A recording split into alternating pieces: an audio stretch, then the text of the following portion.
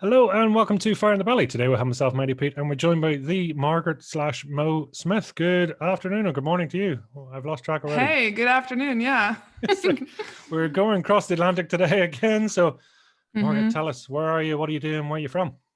I'm from just north of Seattle, Washington, and I own a company called I Love It When, and I coach and consult with real estate agents and admin, and also speak and teach and run annual retreats for admin and real estate. That's a lot of stuff. What's your go-to out of all that then? What's your sort of passion? Oh, my ultimate passion is the retreat, creating experiences for people. Ooh, what sort of experiences? Experiences where they're given an opportunity to really feel seen and be seen and have a pattern interrupt. So have something that really stops them from their daily life to kind of consider how they're moving throughout the day in their lives. And are they really doing what they want to be doing daily? You're going to have to break that down. So seen or be seen or seen or be seen? Yeah. Break that down for us. So for a lot of the beginning of my life, I would say from 0 to 30, I really didn't feel seen. So I am I'm an introvert. And so I tend to be quiet, but also I was painfully shy when I was young. And so I ended up listening a lot. And I also just tend to be a natural listener. And so I wasn't saying much in school because I process internally and I think things through and I like to take my time. I don't like to just throw out opinions or make assumptions about anything. And so because of that, I really didn't feel like people knew who I was or that they even knew that I was there. And so when I realized how good it felt to be seen, I really have made it my mission to make sure that every human feels seen in my presence, at least. Oh wow, I'm going to enjoy this interview. It's going to be fun. I can tell. Have you ever been seen before 30? Is that the first time you were seen, as you think? That's the first time I felt seen. I'm sure I know there are people who did see me, and I have memories of different people throughout my life that have said things like, "You're going to do something big, and the whole family's watching you." I've had people say that to me. I've had signs. People would take them as signs, and whenever somebody says something to me like that, I absolutely like put it on a 3x5 card and stick it in my head, because I've realized that maybe I didn't think I was seen, but I really was. And so I think it was a matter of really stepping into who I am for me to realize that I'm seen. So maybe it was more about me kind of realizing who I am in order to interpret what people saw or what they were telling me and really feel it. Oh wow. I mean, are you seen today? Are you where you're supposed to be? I'm exactly where I'm supposed to be for what feels like really the first time in my whole life. Yeah. Wow. Yeah. Most days I sit here and I'm just like, wow, this is what alignment feels like. This is insane. I've been waiting so long for this feeling, and now I just don't know what's going to happen. And I'm 1,000% okay with it. Describe to me, I mean, what you talk about that alignment. How would somebody from the outside understand that? I describe it kind of like a lot in this last job that I had on a real estate team. I felt like I learned how to really speak my mind, and I learned how to just say what I had in my head for the first time. And a lot of the things that I thought, other people don't think that way. And so for a long time, I feel like I've had this group of people behind me saying, "Hey, you got to go do this. Hey, you should say this. Hey, you need to do this." And I had to say no to them because I was working for someone else. And so this is the first time that I've said, "Okay, yes, I hear you. I'm going to go do the thing." And it's like a celebration. So feeling in alignment, it's like I can now do, say, teach, give the way that I think I should have been doing most of my life. But I don't regret my 39 years that I've had leading up to this point was all learning, listening, taking in, assessing, understanding what needs to, like, where I can contribute to the world. And now is the time where I actually get to take action and see the fruit of all of that start to come. Oh wow. So alignment just feels like I talk a lot about how I feel in my body, because I realize that my body gives me signs when I'm doing something that I shouldn't be doing, when I'm doing something I really love. And so right now, every day for the last couple months since I've started this business, I just feel, you feel like at peace. I feel at peace. I feel settled. I know that the decisions I make are the right ones. I don't guess. I don't, I definitely, I mean, I think questioning is something that we all do, and we kind of have to embrace that. And then sometimes you just have to make a decision. And if it's the wrong one, oh, well, go back and do it again. Like, but alignment really feels like I took a chance on myself, and it was absolutely the right thing to do. Hmm. Oh wow, it sounds beautiful. That's, you're saying being at peace, that in itself is beautiful. Mm-hmm. Is And I'm not something making a ton of money. I didn't leave my job with enough money to pay my bills for 6 months. I left with enough money to pay like a month and a half of my bills. But that, I wasn't worried about it. I just knew that it would come, and it is. And so I'm not going to find peace through money. And yet I know that I'm going to make a lot of money, because there's a lot of things that I want to do in the world, and that takes money. So yeah, to feel that peace already, I know that I'm on the right path. I mean, would you say you're away from focused, or you're toward focused? Where, goal wise, where would you be? Oh, away from focus or towards focus? Hmm. I think I'm still moving towards focus. I have a very niche business right now, and a very like focused. My focus is on the operations within the real estate industry as a group. So most of the folks that are in operations or admin in real estate are women, and I feel very strongly about empowering women. So right now, real estate is just an avenue, but I think my purpose goes beyond the real estate world. This is just the car to get me there. Yeah, that makes sense. I mean, real estate's just a product, right? I mean, it could be property, it could be a teddy bear, it could be anything. It's the structure and mindset that goes. Yeah. Yeah. So take us back a wee bit. I mean, what does fire in the belly mean to you? What does what? What does fire in the belly mean to you? Fire in the belly. Fire in the belly means to me the idea or the concept that you're supposed to do something in this world, and you're trying to figure out what it is. And so I've had that feeling, and I have pushed it down, because I thought, oh, why do you think you're so special? Why would you be someone to make a difference on a massive scale? And since I was at least 8 or 9 years old, I've had this idea that, well, I don't feel like I'm like these other people. I don't belong in I don't belong in any cliques. I've always felt like I'm an old soul, and I've felt like I've just known things, and I didn't know where this knowing came from. And so fire in the belly for me was, I just decided a long time ago that I was never going to conform to what, especially Western society in the US, what US wanted me to do. Marriage was never on my list of to-dos, where it was with a lot of my friends. And so I think a lot of people expected me to have tons of kids, because I'm very nurturing and everything like that. But I knew that if I had kids, it would slow me down from what I was searching for. So that search and that desire to search for whatever it was has never gone away. It's always just gotten more powerful. And there's been time when I left the job before I was at Pickett Street, which is the real estate team out of Seattle. I was at the Seattle Art Museum. And I started having panic attacks in some of the meetings, because I knew I was just so done with that job. I wasn't supposed to be there anymore, but I didn't know what to do. And so I can't ignore the feeling. The fire in the belly has been there since I was young. And if I ignore it, it's like denying myself my true and highest self. And I can't do that. Talk to me about your higher self.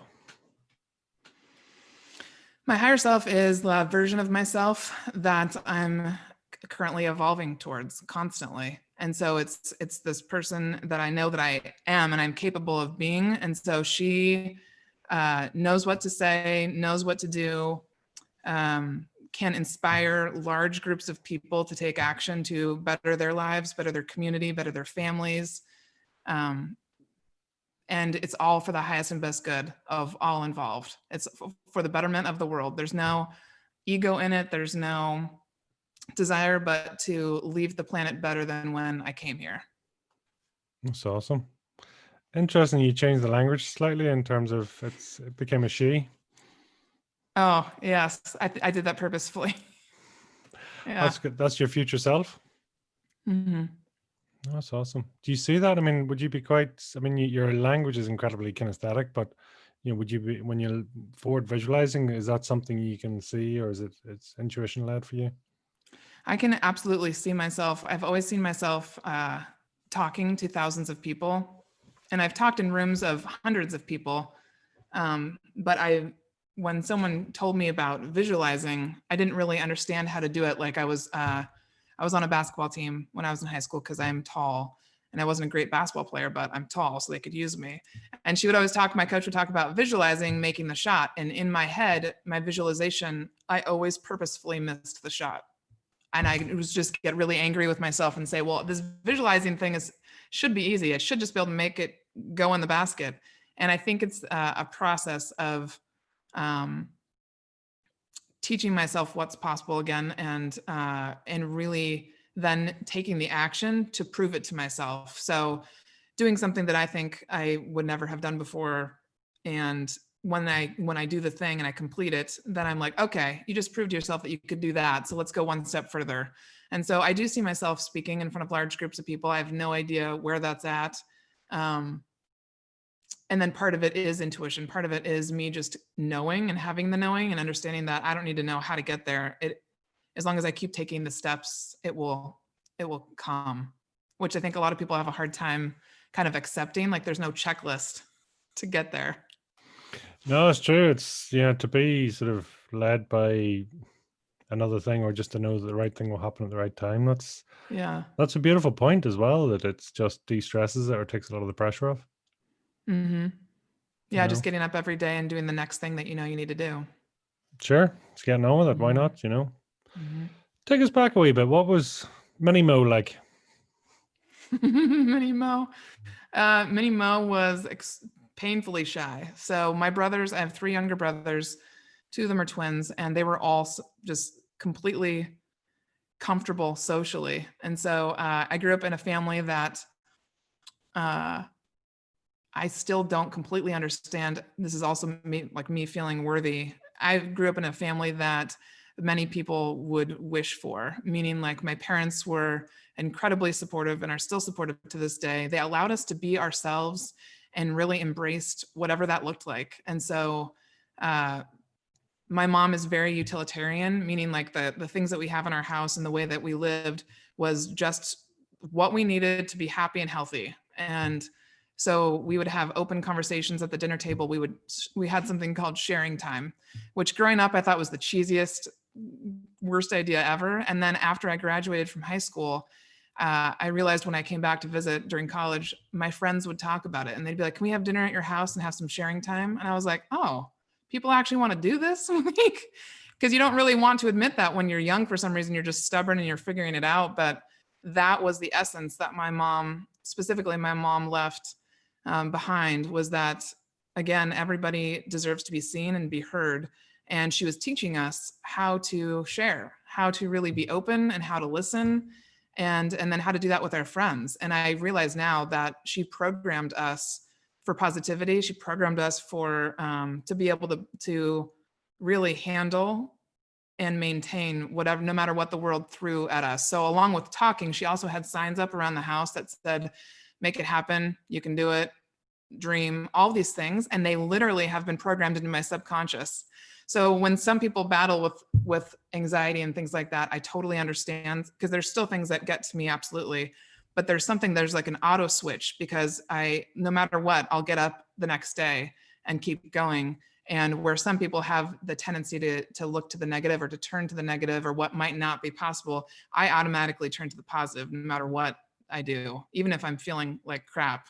It just happens. And so I realize the blessing that I got from there's a reason I got this family. And I think it was to prepare me to be able to sit with someone in a space. And I literally have the ability to just kind of be with them in whatever pain or happiness or joy they have. And it's really powerful to be able to ask them questions and just kind of be there with them. And I don't think I wouldn't be able to do this way if I hadn't had that family. Can I ask, you seem a little confused? Oh, sure. I seem confused. I think I'm thinking through all these different aspects as I'm talking, and I'm like, there's lots of different pieces to it. There is, and there's and I always try to explain without I talk to myself in my head while I'm talking as well. So that's probably what you see as well. That was great. I get it. Like, it's just like listen, multiple voices. That's what it's all about. I have me, myself, and I. So it's great. We have a great chat. So no, that's good. Yeah. It's always interesting because you see eye patterns going, you see everything's going on. So oh yeah, when I'm thinking and I'm processing, I am typically looking up and around, and yeah. You're darting like mad, and I'm like, oh, so, you know, so. Sometimes people go, do you really need to lure something? Are you comfortable? You know, it's like, yeah, you know, I'm thinking, it's cool, you know. Yeah. What's your earliest conscious memory?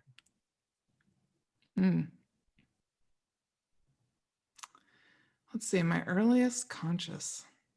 One of the earliest memories I have is, I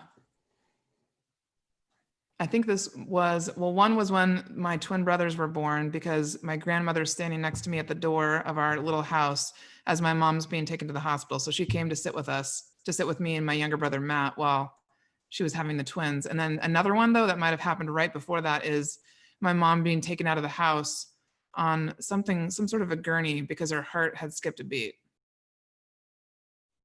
Those are my two earliest that always pop up. Happy memories? Sad? Cautious? I think just anxious, because my mom, I have a very close relationship with my mom. I see her I see her on a spiritual level more than just my parents. Like, I remember when it switched at 13 and I was like, you know what?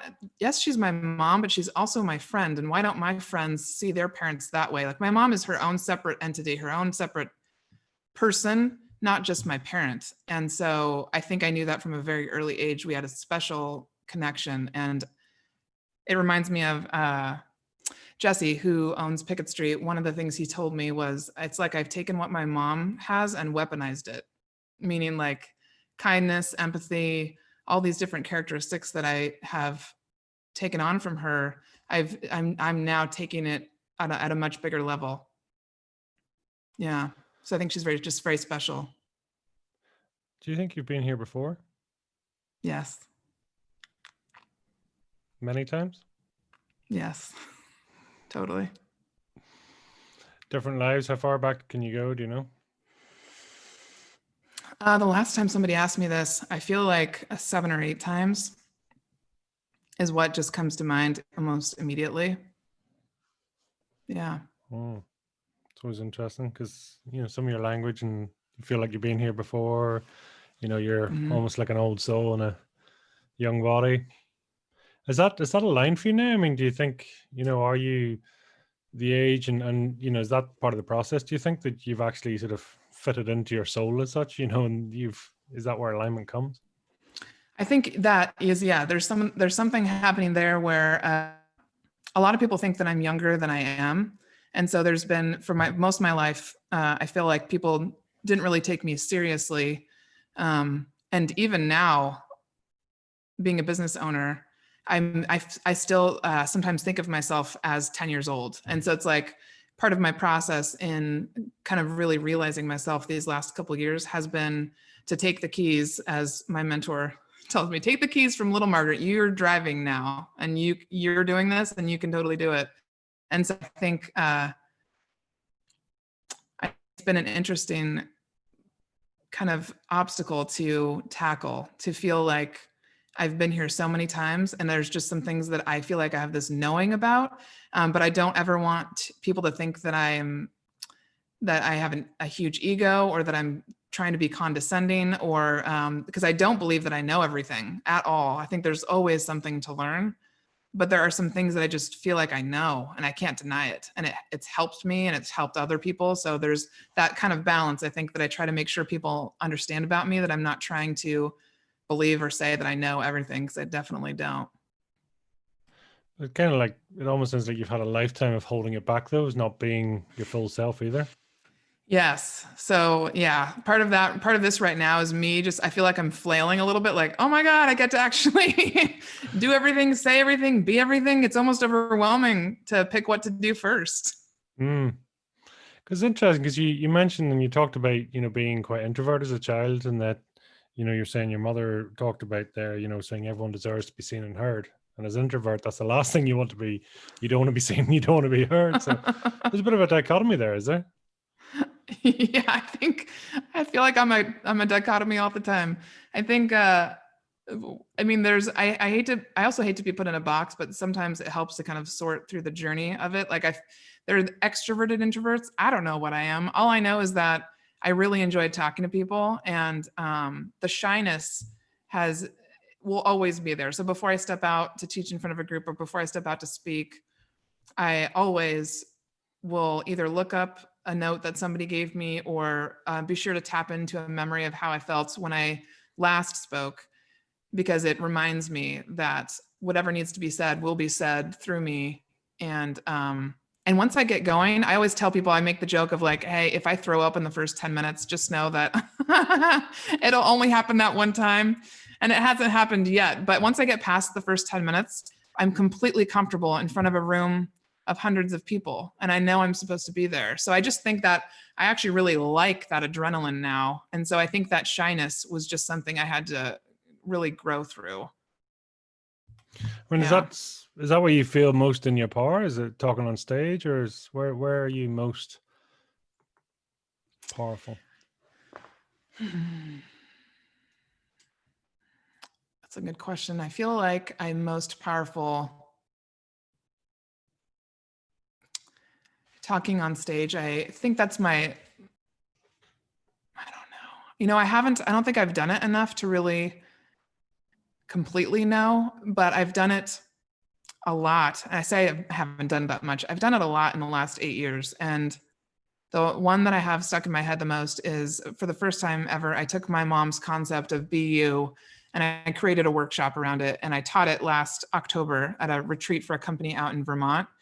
And at the very end of it, I said my closing line, which is be kind, be empathetic, be forgiving, be something. And then I just said, and be you. And people broke out into applause. And then their response to that message and to what I talked about during that workshop was really affirming and something that I'll never forget. That's really, the feeling has stuck with me, because I really feel like even though I'm talking to a room full of people, I'm able to create an intimate experience where something happens where they did not even expect to have something happen. So meaning like I have activities and things that I do, and then I think I don't have anything to hide really. And so I think people get that when I speak and when I talk, that I'm really authentically trying to communicate with them how I feel. And when they experience that energy that I have in person, I've heard that it's just really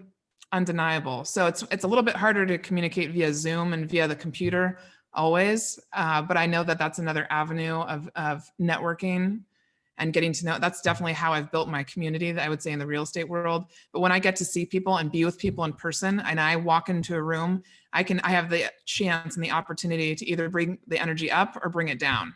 And I know that I make an impact on a room. I've felt it, and I know other people have felt it. And so I think being on stage and being in rooms with people where I can talk to a number of people and create a ripple, I think that's where I believe that I can have the biggest impact on multiple people's lives. But I also believe that I'm supposed to write a book. So I think, it's many formats. And like we talked a little bit about, everybody has different styles of learning. Everybody takes in information different ways. And I think when you have a message, you have to be aware of delivering it in a number of different ways so that you reach a variety of humans. Yeah. It's interesting because you talk about how you communicate with people, but yet you're kinesthetic. So it's almost, the feeling, connecting with them through feeling. And I mean, I can sense your energy here. It's very, very, it's a very strong energy, which is great. So it's getting that across, I suppose, is, how do you do that? The energy? In person or over the computer? Well, either. I mean, do you find, do you intuitively tend to just feel other people's energy? I do. Yeah. So if I walk into a room of, and we're going to have a meeting, let's say with 10 people, I didn't realize that I did this, but as I've built some self-awareness and I kind of am aware of what I'm doing, I watch what I'm doing from another perspective. I immediately assess the room and immediately look to see, okay, does anybody look uncomfortable? Does anybody seem to have something else going on? And then I'm aware of that person. Let's say there's two people that are particularly quiet. As the meeting goes on, and if I play a part in the facilitation of it, I will call on those particular people and just say, hey, I've noticed that you haven't said anything yet. What do you have going on in your head? Is there anything you want to share? I feel like you have something to share. And so, but I feel, like literally feel around me, I can feel people's emotions. I may not be able to name exactly what it is that's going on, but I would call myself an empath. So meaning that if I'm not careful, if I don't have boundaries set up, I will take on other people's emotions. And so if people are extremely sad, I will take that on. So I would say that when I'm speaking or talking to a group, I will meditate before, and then I make sure that I'm eating well, that I drink plenty of water, that I get a good night's rest, so that when I come into the room, I can bring 110%. And I even hate saying 110%, just bring 100% of myself, because that will alter how they receive the message. So if I am able to bring everything in and they really feel that joy that I just have, the peace that I have, but especially the joy, it's kind of like my boss used to say, I need you to be the light bulb for the team. And I could literally come in and help people see things from a different perspective, maybe open their minds to a new concept. But if I'm feeling tired, if I haven't been well rested, then I won't be able to communicate my message as well. And that's incredibly important to me, because I feel like whatever is being said for me to say, I'm being led to say, people need to be able to receive it. And I need to come at a place where I can help them receive it. What's the one thing or some of the things you've always just been dying to say? Oh,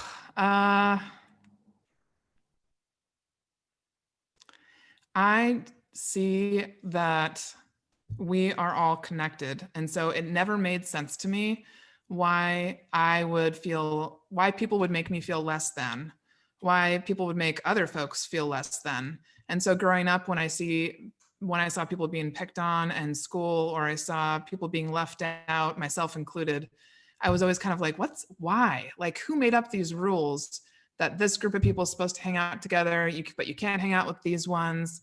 Like, why are we all separated? And why are we going along with it? I could never go along with it. And so I think one of the things that I've always just yearned to say is that we're all connected. And so how you treat other people is literally how you're treating yourself. And so that whole concept of unconditional love, I really believe that if we focused on really loving ourselves, that it would change how we interact with other people. If we loved and accepted ourselves truly deeply, then we would be more at peace, which would change how we interact with other folks. So I think when I see someone who's angry, when I see people who are upset, and typically if you ask enough questions, you'll get to the root of it, which usually has something to do with themselves and something they're either haven't accepted yet from childhood, healed from. But I think the things that I've always wanted to shout, and like really I've had this passion, is that we just need to really love, and we need to be love and live in love and step in love. And I think I'm still finding other ways to say that, because sometimes when I say it as simply as that, I don't think it hits people as well as some of the other ways that I've found to say it. So some of the stories that I've used, or the things that I teach about, if you say things a certain way, you can see, like, I can see half the room will say, oh, I get it. And then I've had a couple of people get up and walk out of my class. There's a real estate class that I teach for owners and their admin. And there was one guy who about 45 minutes into class just said, I just don't know why you're talking about this. And he was there with his wife, and he just got up and left, and she was completely embarrassed. And I said, don't worry, it's okay. He's just not ready yet. And meaning, like, a lot of the times I see the partnerships between owners and the employees that they hire, and especially in the real estate industry, real estate agents don't understand that if they're going to start a team, that means they have to be a leader. And if they are in real estate, you are a business owner. And you're not just a real estate agent, whether you're working by yourself or you're working with a team of people. And so I see them trying to build businesses with other humans, and they're not acknowledging the human. They're just thinking of them as just someone to go do things. And so a lot of my classes contain other activities and exercises that really encourage people to think deeply and to go deeply. And a lot of times they come to class just expecting me to tell them, oh, here's the best way to handle a seller. And I'm like, no, it's not going to get you any further than where you're at. Talk to us a bit about your real estate background then. I mean, where did that come from and how did that all come about? I completely just fell into it. My background's actually in social work. So I got my master's in social work, and I had a photography business before Pickett Street. So I was working at the Seattle Art Museum, and I knew that I didn't want to do clinical social work because at the time I was, 25, 24 years old. And I knew that I wasn't old enough or experienced enough to be able to separate other people's experiences that they were going through, all these sorts of trauma and things that you run into in social work. I knew that I wouldn't be able to separate myself from it. So I wasn't ready for that. So I said, okay, I can't do clinical social work. I love nonprofit work and I love the arts. And so I actually got a job at the museum because of my mom. And then about 5 years into that, I realized, all right, as a single woman in Seattle, I can't really survive on a $36,000 salary. I can't do it anymore. I want to do too many things. I want to buy a house. And so I just put the word out there to my friends and said, hey, I'm looking for something new. I'm open to talking to anybody. And one of my friends, Jen, put me in touch with Jesse Moore, who's the owner of Pickett Street. And I remember the day clearly that I walked into this Keller Williams, is the brokerage, Keller Williams office in Bothell, Washington. And I thought to myself, oh, I'm not going to work. This is so old school. And old school meaning like so much in real estate in the US is just behind the times in how they operate and how they treat people and how they think of themselves as businesses. They're just behind. So I walked in with this kind of assumption that I was not gonna be there. But the thing that got me was Jesse's interview process, which is a Keller Williams process for interviewing people. And it's very comprehensive. It's very in depth. And if you ask me questions and you're curious about me, I immediately am like, this is not normal. Normal interviewers don't do this. And so I went through the interview process with him. And in the midst of that, I actually took a different job that I was offered in the middle of all the interviews with my aunt and my uncle. I was there for about 6 weeks, came back to Jesse, took the job, thought I would be there for 6 months. And then I realized I had a massive opportunity to really utilize my skills that I had been underutilized in other jobs prior to this. That's awesome. I mean, that's a credit to them that, to actually see that in you. Yeah. That's almost that's a mentor. That's a mentor type role, is it? Mm-hmm. Absolutely. Yeah. So what is it? Talk to us about what really sort of, you're saying you realize the opportunity once you get in there. I mean, how did that feel once you actually started to sort of spread your wings? Oh, I mean, I felt overwhelmed. I was like, how have I missed out on this all of my life so far? I think I was 31 when he hired me. Yeah, I was 31. And so I've always been interested in learning. I've always been a curious person, but the methods that Keller Williams teaches, the classes that they teach, the personal development that they make available to their agents is unlike any brokerage. And I can say that having never joined another brokerage, I just know enough from having talked to people. We went to all the classes that they offered. We went to any conferences that they had. And then we also read books as a team. And I had always been a reader, but not of these kinds of topics. And so about a year in, Jesse, my boss at the time, said, you're going to teach a class about this stuff, about like how to be a really good admin. And I was like, what? No way. And then another woman at the time who was the team leader of the brokerage. And so that team leader is in charge of recruiting agents to the office, basically. So we had maybe 150 agents at the time at this office. And when I joined, she was a mentor to Jesse, and she reviewed my resume for him or something. And he was like, do you think I should hire this girl? And she said, yeah, you should hire her. She's gonna change the real estate industry. And I remember thinking, how does this woman know me? She's never met me. And it was one of those things, like I talked about earlier, it's a sign. It was one of those times when somebody said something and you can choose to take it as a sign or choose to be influenced by it or not. And most people choose not. They think, oh, it's just offhand. She just said something. But this woman was, at the time, she was actually dying of cancer. So she died within 8 months after I started. And she's a very spiritual, beloved leader, which you don't find very many leaders that are beloved, because as a leader, there's so much you take on, and there's so many different personalities in the real estate world, especially. And she was beloved. And so I took that and I said, okay.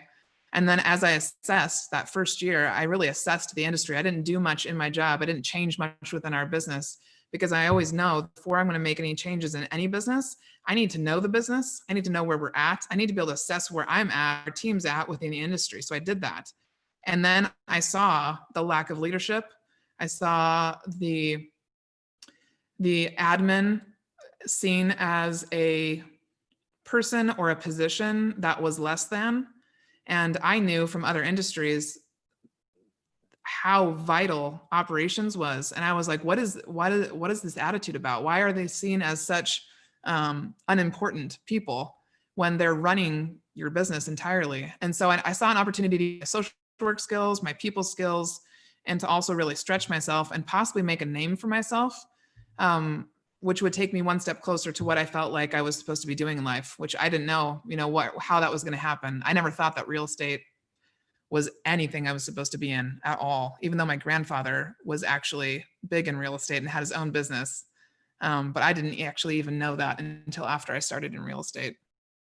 So I just fell into it. Did you fall, or do you think it's fate? I think I was supposed to be there for sure. I think real estate was the industry that was perfect for me because there's so much freedom.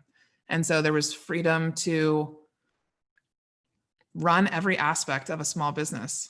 So when you're in operations in real estate, it's very different from being in operations in the corporate world. So I had the opportunity to be in finance and HR, in recruiting, hiring, training, sales, marketing, design. I mean, I literally tapped into all of these different skills that I didn't know. Some of them I definitely don't like. And so I learned a lot of what I don't like and what I don't want to be doing, which is very helpful in finding clarity in what you do want.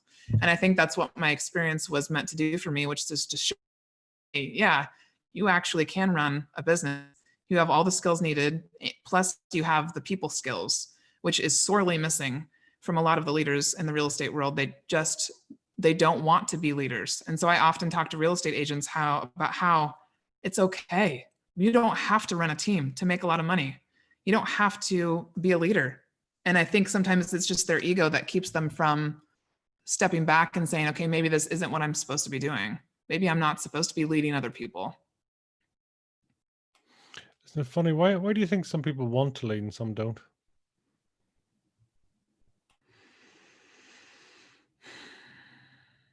I think, it's hard for me to say about the people that don't want to lead, because I think everybody is capable of leading. I think a lot of people don't want to lead because it does take a lot of work, and it's more work than people are really willing to put in. Even if they have the skills and they have the natural abilities, for me, I take it so seriously that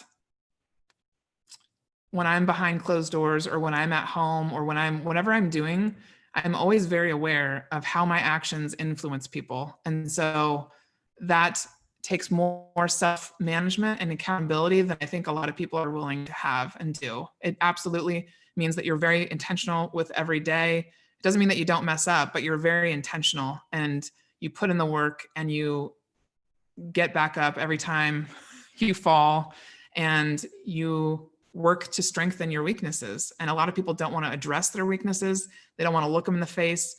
I have so much fun now, like finding straight at it and facing it head on, because I realized that now that I know I have the tools on how to at least begin to learn from it, I want to find those weaknesses as quickly as possible. And a lot of people are really afraid of even the basic fears that they have, or the weaknesses that they have. They're very afraid to address them, confront them, say them out loud. Whereas I'm like, bring it on. Because I've seen the ROI of it. I mean, what would you describe as your strengths and your weaknesses then? I would say that my strength is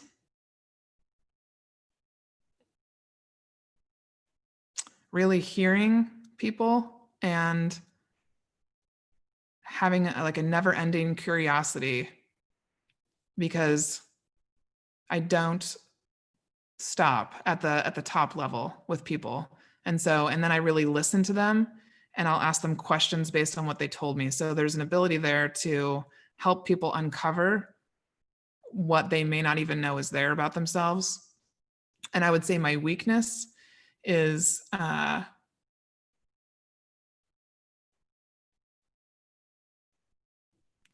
having such an open heart that I'm learning that I need to be able to discern who is real and true with me and who is out to gain something from me and possibly manipulate or attempt to manipulate me to get what they want. Because I oftentimes will overlook red flags from people, or again, I always assume the best. And so I'm learning how to be more aware and ask even more questions of people that I have any kind of question about, because there are a lot of people that don't have good intentions out there, and kind of accepting that not everyone is out here for the best and highest of everybody. Do you trust yourself? Yes, but it's taken a long time. Mm-hmm. When did that switch flick for you then?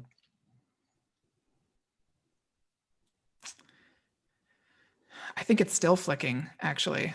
Yeah, I think in the last 3 years. So I just noticed that in the last 2 years of working at my job, that there were times when decisions were made that I didn't agree with, or there were things that I knew just had to happen or needed to happen.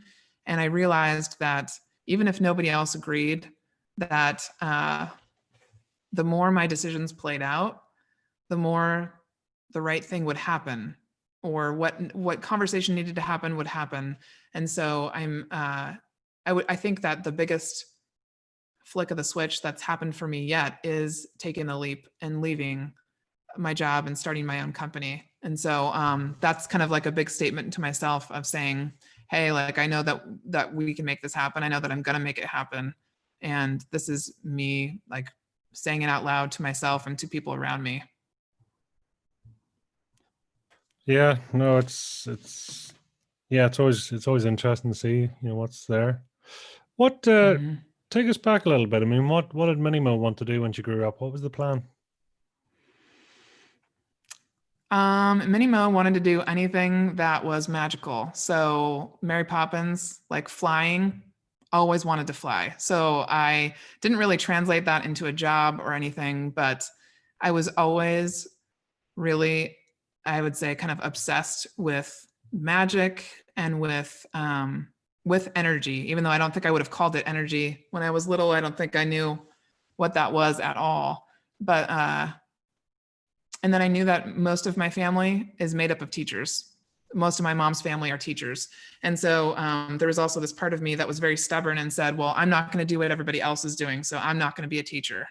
And so I just did the opposite of what I think I was expected to do. And part of that was just my journey too, of like figuring out who I was and being, figuring out what independence looked like for me. Because I just didn't want to be what people expected me to be. I don't know why, but it was just very much in me that I wanted to really find myself and be me.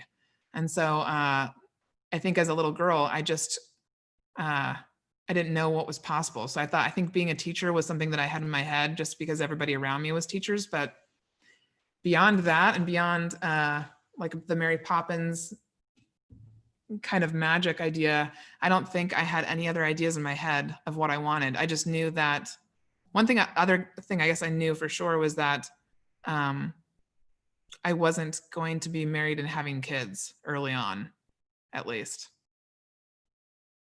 Yeah. I'm still slightly blown away. You said Mary Poppins twice, and that's something I wrote down 10 minutes ago. Oh, really? Mm-hmm. Mm-hmm. Why did you write it down? There's a number of reasons, but yeah, it's that sort of because what comes across is very, the facilitator is someone that makes it happen, Mm-hmm. and it's not necessarily grabbing the limelight yet, but it is that thing. If you want something done, Mary Poppins will make it happen, and it's almost magical. Because you talked about magic, you talked about a number of things, people going, I actually don't know how you do it, and it's taking the simple stuff and making it work. There's something there. Yeah. Too funny. It's very, very, very interesting. So to talk to us then, I mean, so really moving forward, you sort of decided to move on, and what was sort of the turning point for you in saying, well, enough's enough, and on to the next phase? Well, I'd known that something was coming. I'm really big on graceful entries and exits. And so Jesse and I had worked really, really hard at our partnership because we were very opposite people. I had a magical and lovely upbringing with parents that, loved me and supported me. And he had a very rocky childhood and a very rocky upbringing in Montana, and when he moved out to Seattle, he kind of fell into real estate as well. And so when we were learning how to communicate, it was like we were speaking two different languages. And so it was a brutal first 3 years of, I didn't think, I don't, there's times still when I look back and I'm like, I don't know, how did I stay or why did I stay? But there was enough going on in the personal development realm that I was like, all right, I need to be here. I don't think I'm supposed to leave yet. So what really led to it was, I think, a culmination of conversations and realizing that time and time again, he's got some other stuff that he needs to figure out in what he wants from his life. But what I was wanting was growing bigger and stronger than what that company wanted. And I realized that it was really detrimental to them, to the team members and the company if I stayed, because I was still doing my job, but I was making space for the other things that I was doing. And I really wanted to do all of this all the time. And so COVID really gave me the opportunity to part ways in a very graceful way. And so I took it.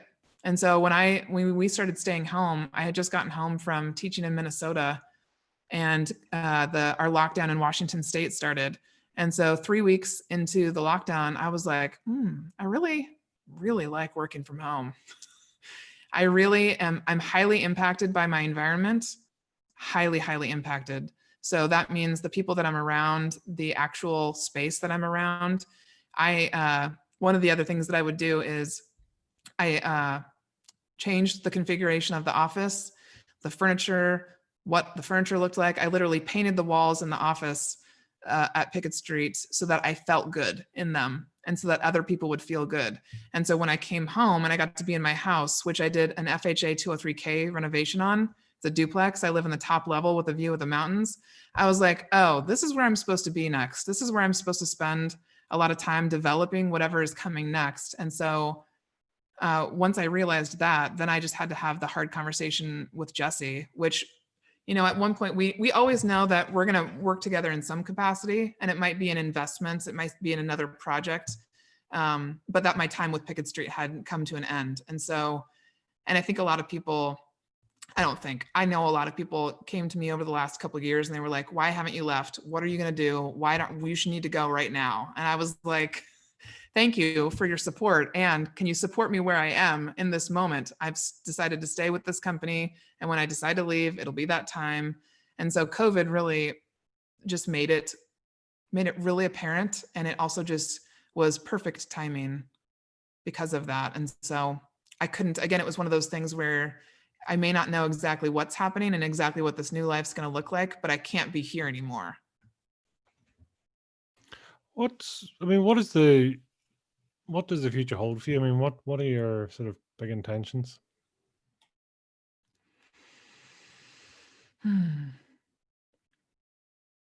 Well, since I left in July, I feel like every day is something different. Every month is something different. And I'm just putting myself out there and doing the next thing than every single day that I can think of that I'm supposed to be doing. So I'm coaching and consulting, and people have always come to me for questions, for help, for all of these things. But right now I only have one coaching client. And I think part of that is, well, number one, he's an agent in San Francisco, and he listened to the podcast that Jesse and I did for a while, and he just knew that he wanted to work with me. I don't think I'm supposed to have a bunch of one-on-one clients. I don't think I'm supposed to be in one-on-one appointments all week. That would drain me. And I also don't think that it would have the biggest impact.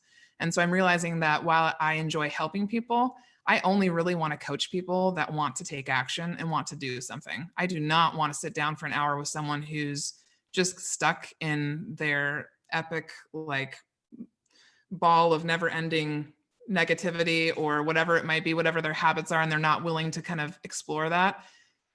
So I'm just realizing that the further along I go, the more opportunities come to me. And if they sound like something interesting, I'm saying yes to them. So for example, I'm working with Kathleen Metcalf, who's out of Vermont, and she found me. We found each other through an email, actually, a couple years ago, like 2 years ago. And we're now working on a membership group for admin and real estate. And it's going to be called BU, the Inner Circle. And so it's a part of, I think it's just the beginning of this whole movement that I want to start around the BU concept. But my intention is to disrupt the real estate industry in the United States and infuse it with things that make people uncomfortable, which are love, intuition, like the gray area in leadership that people don't ever want to talk about or don't know how to talk about. I want to be, and I know for a lot of agents, I'm such an advocate for admin and for leadership that I scare a lot of agents, because I just do, because I'm making them address things that they haven't had to address before. And so my intention right now is to work with Kathleen on that group. And then I'm having my first retreat virtually. It was supposed to be back in April, and then it got delayed to November, and then it got delayed again. So finally now I'm doing it virtually. And so I'm really excited to see what that looks like in a completely virtual format, because again, like I was telling you earlier, I love being in person with people so much that for me to pivot like this is opening up a whole new area of growth for me that I think will also help me with my work in the future. Because a lot of people that I want to meet I may never meet in person. I may always meet with them via Zoom like this or in other ways. So I definitely want to be worldwide. And so this is my first opportunity to really lean into that. That's awesome. I love that. I mean, in general, I mean, do people get you in general? I don't think so at first. I think it takes time from what I've seen.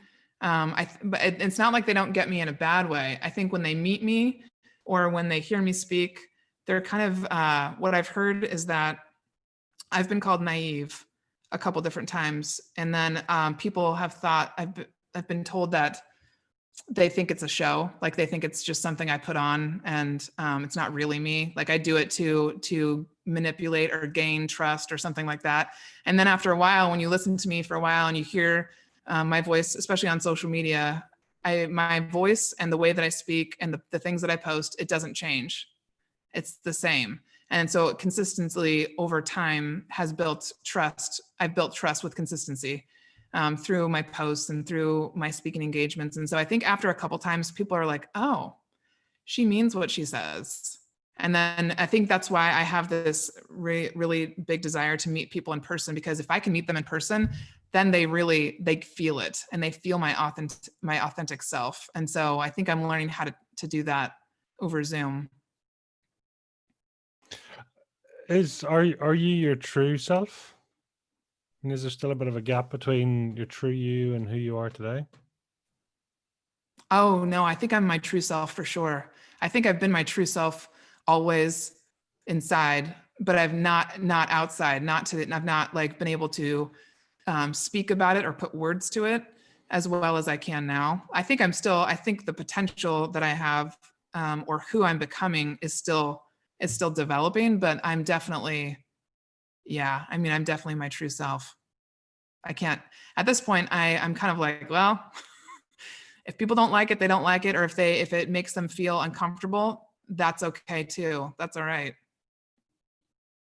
I mean, would you say there was a particular age or time when you were young that, you found yourself having to be someone slightly different to appeal to others or to be right? I mean, is there anything that would, comes flashing into your mind just in terms of an event or something that split happens? Oh yeah, I think many times. So it's really encouraged, or at least it was encouraged when I was in school, to be quiet, to be good.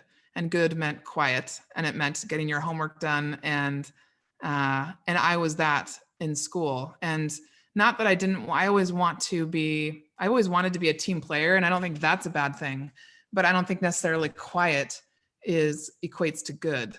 And so, and then as a girl, that was also seen as a really positive thing, and girls were typically more quiet.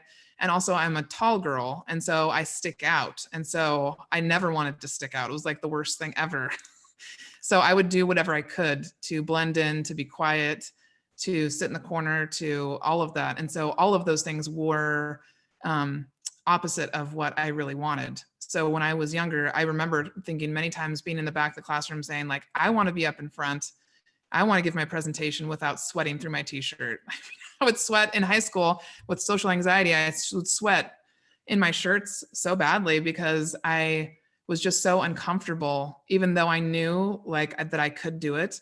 I was just uncomfortable sticking out. And so I remember there's several different occasions. One of the ones that I remember vividly is when I walked into a mall with my mom. I was 13, and I remember thinking to myself, I don't care what anybody else thinks right now. I really like my mom. She's a really cool person, a really cool human, and I just want to hang out with my mom. And it's not like, that's good, that's okay. And I think that was the first time when I made a decision, and I'll never forget that decision, because I was like, I'm empowered. I don't think I said it. I didn't say it like this. I didn't use the word empowered, but I said, I'm making this decision that this is how I feel about my mom, and I don't care what anybody else says. And so then after that, it was just a series of decisions where I got the courage up to tell people what I wanted and get it, and like show people that it was okay for other people to have the courage to do the same thing. No, it's powerful because, I mean, you also mentioned earlier, at that age is, I think you sort of talked about being almost spiritually connected to your mother as well. Mm-hmm. How can you describe that? Mm-hmm. Yeah, there's something that, so one of my mentors is Enmei Mangles, and she's a strategic intuitive advisor. And I kind of stumbled upon her in the last 2 years through a real estate agent. And she works with CEOs and executives at some of the major companies in the area, and also with musicians like India Ari and Brandy. And one of the things she's said to me that's really influenced my whole intuitive side, is she has a phrase where she says, this or something better. So when you meditate or when you focus on what you want, you end it with this or something better, because you never know what the something better could be. And you want to be sure to invite that in. And so she was talking to me one day, and she said, you are your parents' something better. So I am the something better at the end of that sentence for them. And so I feel like my mom, I have some sort of like, either our spirits are intermingled, or like we've lived other lifetimes together before, because literally, my spirit is like an echo of hers. But I'm willing and I'm able to, because of her, share it more with the world. So she shared it in many different ways over her life, and the jobs that she's had and the people that she's around. So she's known for, everybody just loves Mary. Everybody, if you walk around one of the lakes that's nearby here, we walk around, she'll inevitably run into 7 or 8 people who are just like, oh my gosh, Mary, I haven't seen you in so long. And so that feeling that she gives people, I absolutely have that same characteristic. And so I think we've lived multiple lifetimes together. I think it's like we made an agreement to come here together, and because she is someone who over the years, when I've had moments where I didn't think I could do something, even though she's never done it, she's been there to say, yeah, you do that. I can. And so even if I'm afraid, there's been many times when I've done things that freaked absolutely, like buying this duplex. I did a $240,000 rehab, this single woman on a 40, like at the time, I think I was making maybe 60,000 at my job. And so it was at risk financially. And for my parents, they're very much paycheck to paycheck. And so relearning and kind of rewiring my brain to a different money mindset has been an obstacle that I'm still currently working on, and understanding that all of those things can evolve and change. And so, yeah, I think my mom and I are absolutely connected like that. It's a great way to be, to have that connection and things. I'm just wondering, I mean, have you ever, and I'm curious about the sort of, being a good girl and, and being quiet. I mean, is that something that's sort of gone through, and does that trigger almost a people pleaser type emotion? Oh yeah, for sure. Yeah, I think that's where the last job that I had at Pickett Street was really my opportunity to stand up to that kind of habit. It almost becomes a habit that's just ingrained, because I like it when people around me are happy. I think part of my gift is to help people, show people how to be happy and what happy looks like. And it doesn't mean that you're on a high all day. Happy is not like a stage that you get to and then you just sit there and you're happy all the time.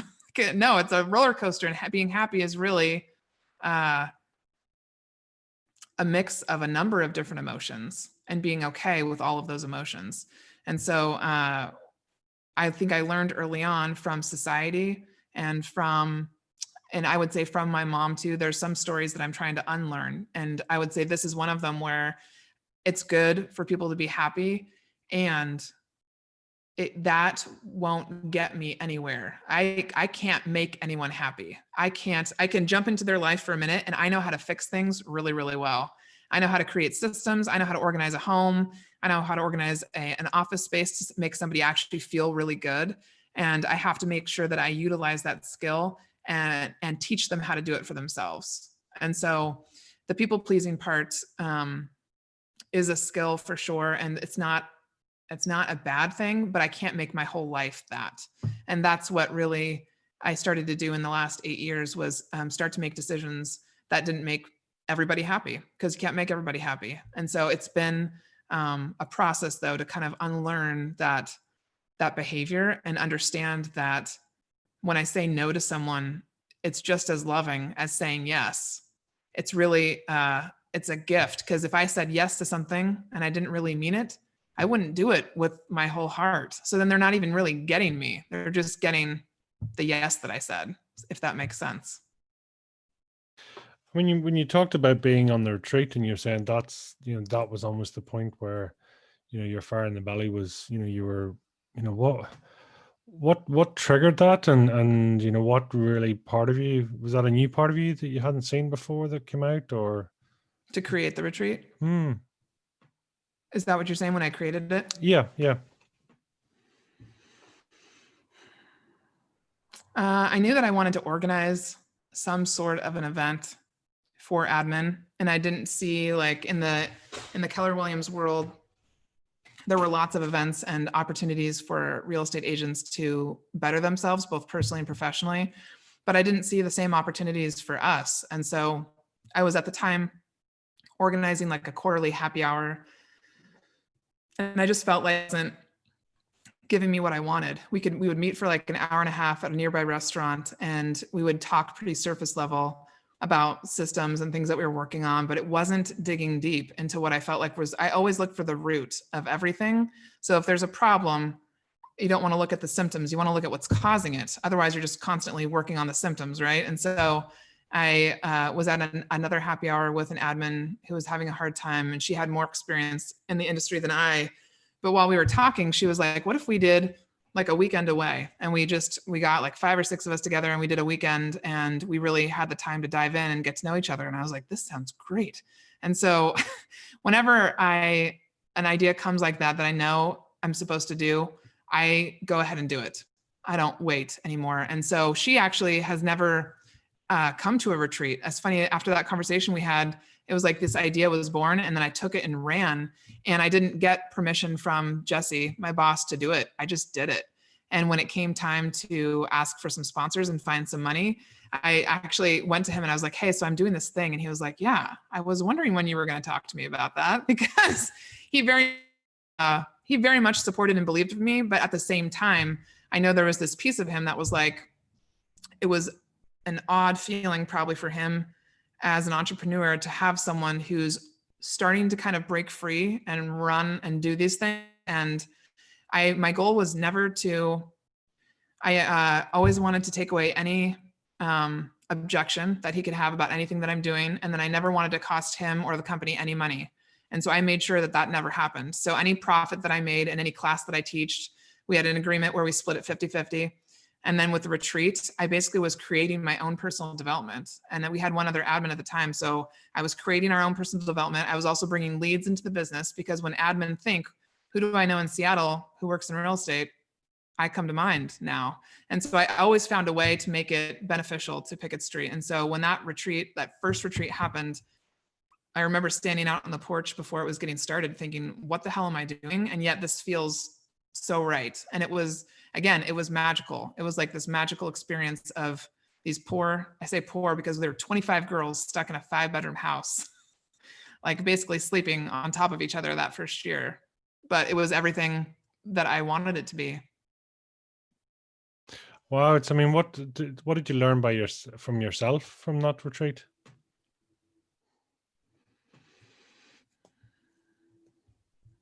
I learned that I have an endurance and an ability to go after something to a level that most people won't take it. So from what I've discovered or what I've seen over the years from other admin and really just from any human is that after a certain point of trying, people give up. And so I just don't give up. That's the only thing I see different. So I'd often tell people, like, I've never really felt like I'm that, it's not like I'm incredibly smart. I'm really hardworking. And when you give me a goal and I see how to get there and I know it's possible, I just don't stop till I get there.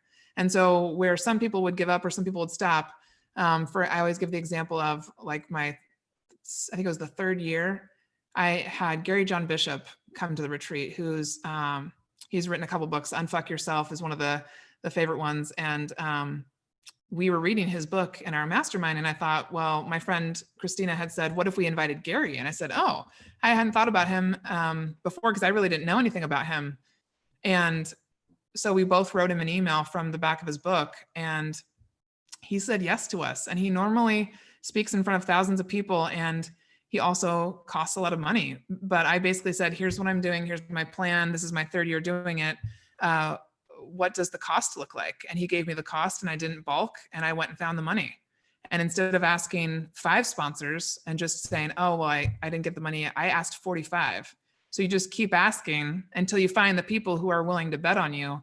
And then with the sponsors, it's the same thing like with anybody else. I just build the trust up and I say, you're taking a chance on me with this event by sponsoring it.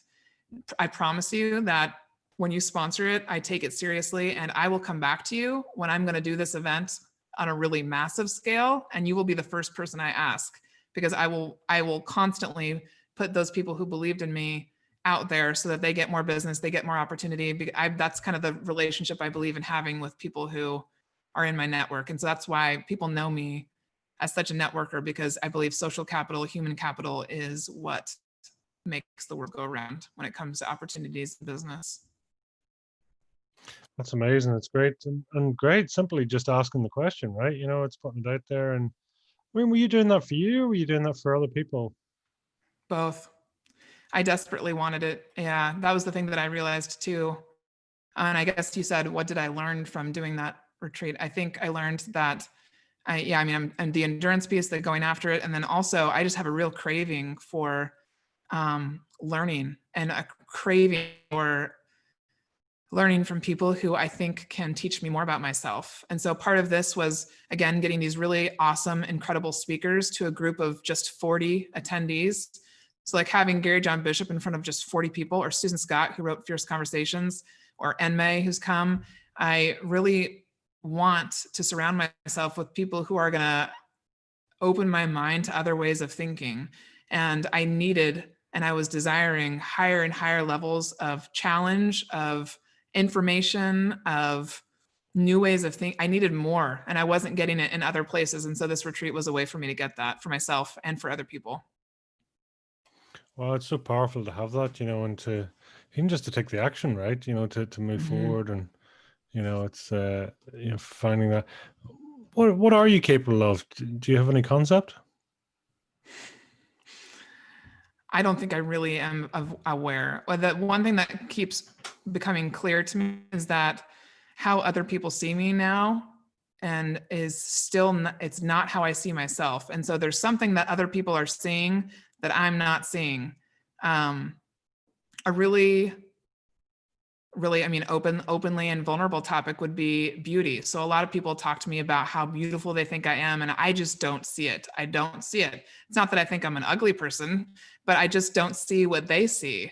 And it's the same thing in business. Is people see me. I've had several people say to me when I left Pickett Street, people came up to me and just said, you're going to make us really proud. We can't wait to watch what you do. And for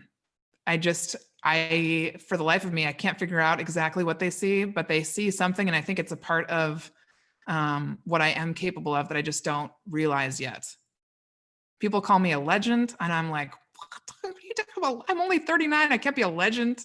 And I don't really see myself in that same light. So there's something there that, like, the universe, or whatever you want to call it, is trying to catch my attention and say, hey, like, you have these giftings, keep going after it, keep pursuing it, and the opportunity will find you.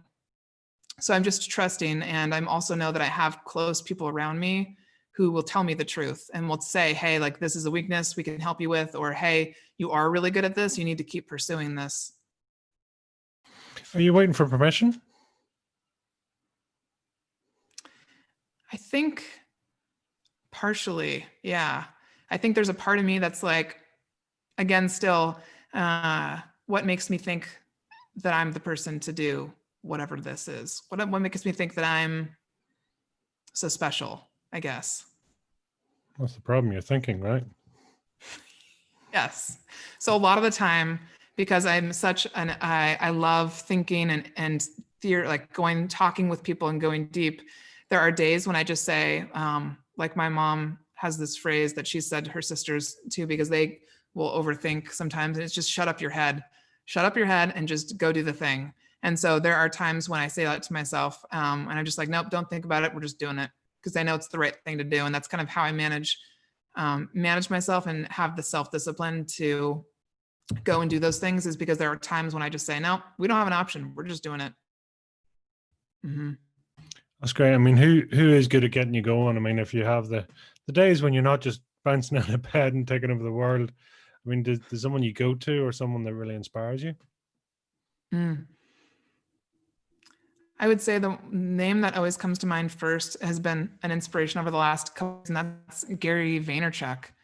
He's out of the East Coast and a serial entrepreneur. And one of the reasons he's inspired me and he caught my eye was because he's one of the few men in business that I've seen talk about kindness and empathy. And he openly talks about that. And there's a lot of things. And what I love about him is he is himself, and he just says what he thinks. And he doesn't come with like an overly prepared speech to any of his events or anything. And sure, there's things that I disagree with. Like, I don't completely agree with the whole hustle 24/7 mentality. That being said, I know that I intentionally focus on the things that I need to focus on for much longer than some people would. Like, if there's a day when I'm really feeling in flow, I'll work from 9 a.m. to 10 p.m. because I know, but then the next day I may only work from 1 o'clock to 3 o'clock. So there's some things that I wouldn't do that he does. But overall, I would say that the way he speaks about the world and to the world, I really admire. And I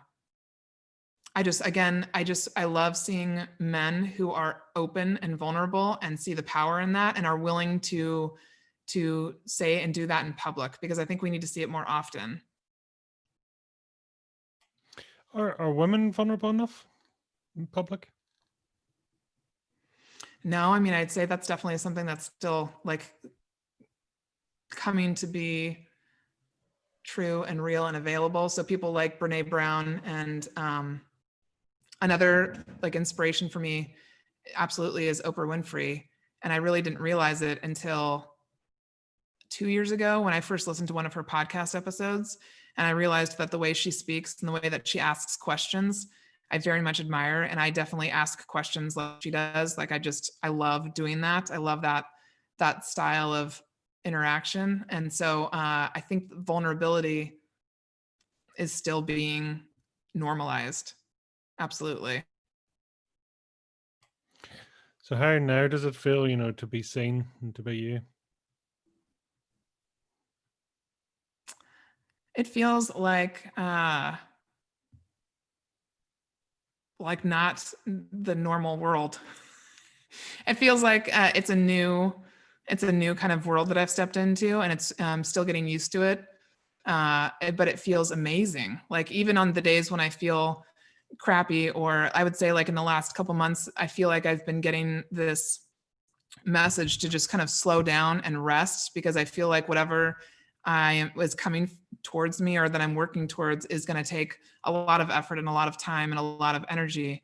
And so kind of working against that kind of natural tendency that we have. Like, so if I don't have any money coming in, I have this desire to say, okay, I better just churn, work, so I can make the money I need to pay my bills. And then there's this opposing force that's like, no, slow down, work out, go for a walk, meditate, eat well, do all these things. And I'm like, but no, I'm not, I can't do that. So it's this conflict right now in the last couple months of me, I think really leaning into this new space and this new world and embracing it completely, because it feels amazing. And it feels like when you actually get the opportunity to truly be seen and feel heard, it opens up opportunities and possibilities. And so I'm really excited to see what comes from that. So tell me, what's a bit of a guilty pleasure for you then? Or a non-guilty guilty pleasure, if you like? I would say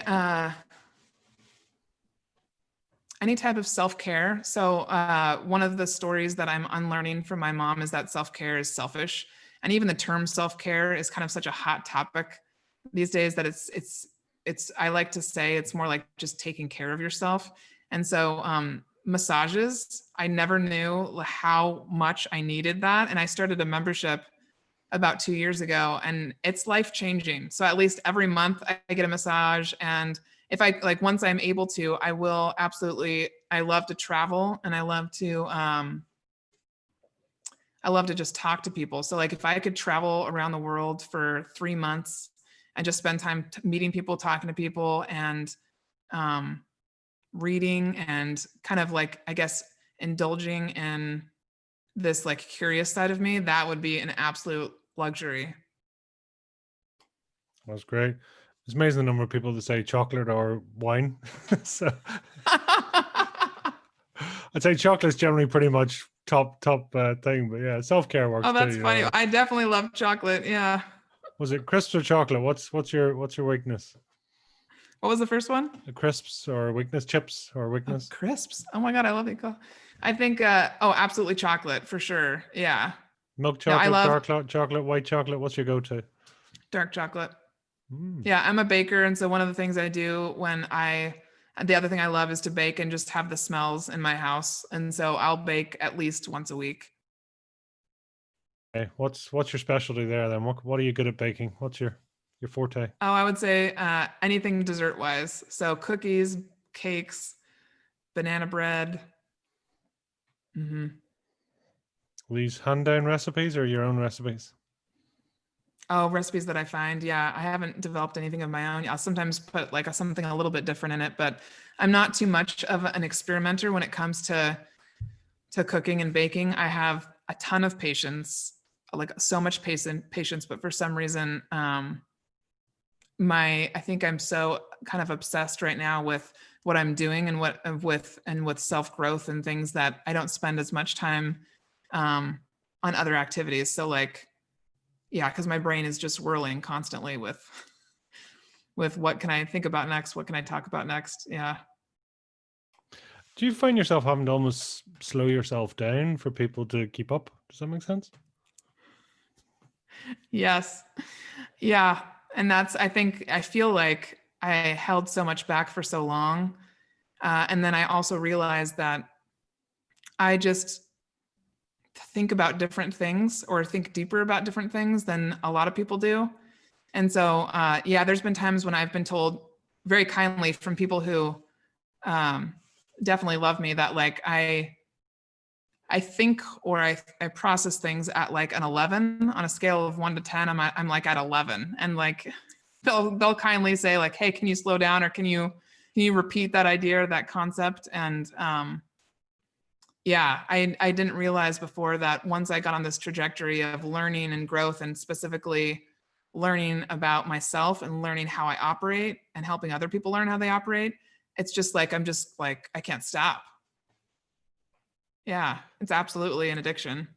It's it's kind of exactly. It's once you get started, you're like going, yeah, why would I not read every book? It's like every single book in the world. If there's a way I can find to download it into my brain, I will do it. Yeah.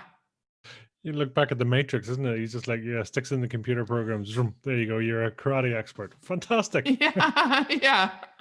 Give me all those books. We'll do those as well.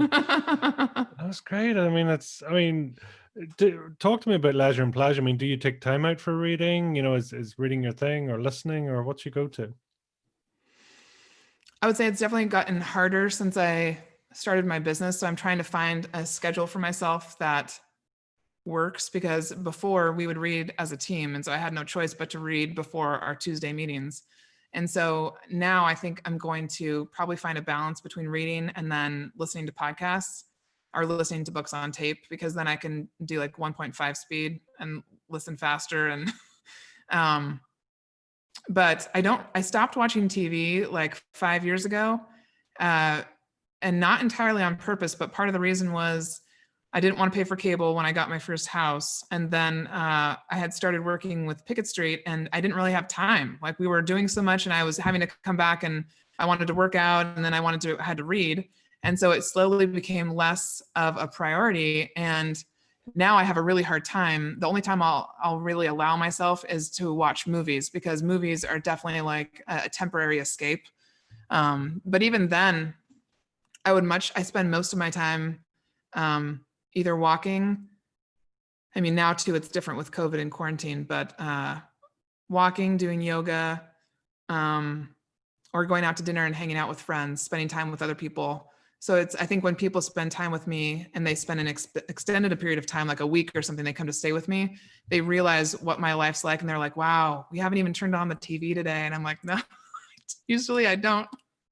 So it can be a bit exhausting. I think it's exhausting for people if they have not spent time with me. And it's not exhausting in a bad way, but it's just a new way of living or being. And it's very, I would rather talk to someone and have a conversation than just watch TV. What's your go-tos on the book? I mean, book-wise, what books stand out for you, and who would you recommend? Well, one of the first books that I always recommend is Fierce Conversations by Susan Scott, because she gave me the dialogue, and there's actual worksheets in there on how to have confrontations with people. And so oftentimes I think we're just one conversation away from a better partnership, a better relationship, both personally and professionally, with the people that we love. And so I, for a long time, had a lot of things in my head, like I said earlier, that I didn't know how to get out. And so she actually gave me the ability to do that. And I'll be forever grateful for that. And I think every business owner should read that. And I think anybody who's in a relationship should read that, because I think we just oftentimes don't want to tell each other the truths. And so her book is definitely one that I talk about often. That's probably the number one book that I usually give as an example. Trying to think if there's another one. Leadership and Self-Deception is a great one that those were two books that we required as reading for Pickett Street. And it's another one about